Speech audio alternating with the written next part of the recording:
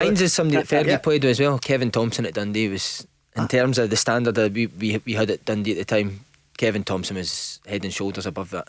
Tell us about him. Just everything, Paul. Yep. People think of Kevin Thompson, he's a passer, but do you know what he's very good at, Fergie? Getting the ball back. See, in terms of the dirty side of the game, tackling, putting his body in the right position, and he always wanted the ball, Paul. I love that. See, Dens could be quite hostile, I am saying, but these guys have played in front of massive crowds. But Dens, if you're not on it, the Dundee crowd get on you very quickly. They're quite impatient. Yeah, they're quite impatient. But Tomo was one of them that no matter how he was playing, he would always want the ball.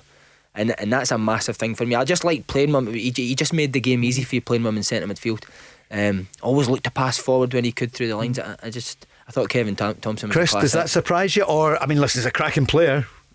No, well, Kevin Thompson was one of that generation of growing up in Rangers being successful. Kevin Thompson was one of my favourites as well, so it's not a surprise. Can I just say something? He used to kill me all the time, right? Because he was captain at Dundee.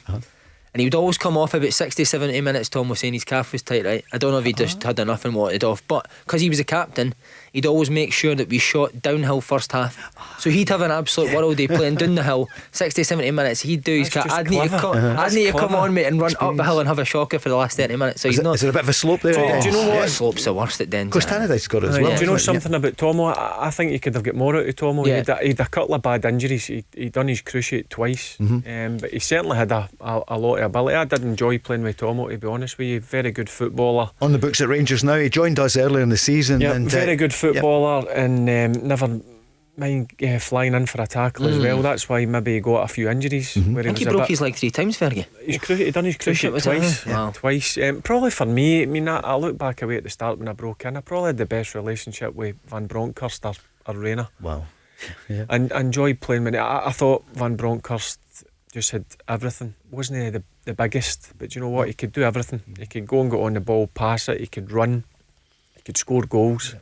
And a lot of people are always surprised that I say probably the best technically overall was Claude Arena. Really? He was, that amazes me.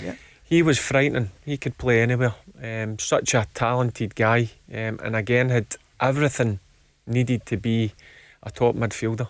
Again, I would never say I played for Celtic because I never played for the first team, but in terms of the reserves, Paddy Mccord used to come down and play with reserves, Paul, and honestly, talent, you could not believe it. Never ever done a trick. I've never seen him do a step over. He just run up, shake his mad hair and shoulders and just run by people. But if Gordon Strachan used to do 1v1, see if like somebody annoyed him a defender wise, he would do 1v1s the next day and he would just put Paddy up against that guy and Paddy would just terrorise somebody for 30 minutes and Strachan would stand at the side laughing. But ability wise, honestly, and not just dribbling, in terms of could play with 2 feet, could finish, could tackle, but he just had a back like a question mark and couldn't run. You played against Paddy Mccord a few times. Yep.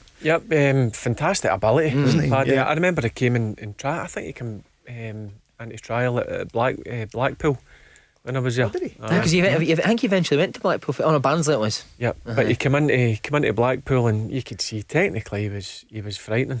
Just a lot of people always went on about his fitness. That was the issue. But in terms of like taking men on and dribbling with the ball, I'll never forget his first day at Celtic. It was only a warm-up and he was miles behind everyone in the warm-up, absolutely blowing it. And then we got into the run and I think Danny McGrain went and ran with Paddy. Danny McGrain was 67. Paddy makes a joke that I think Danny beat him in the run. So what a guy Paddy, though, lovely guy. The Go Radio Football Show.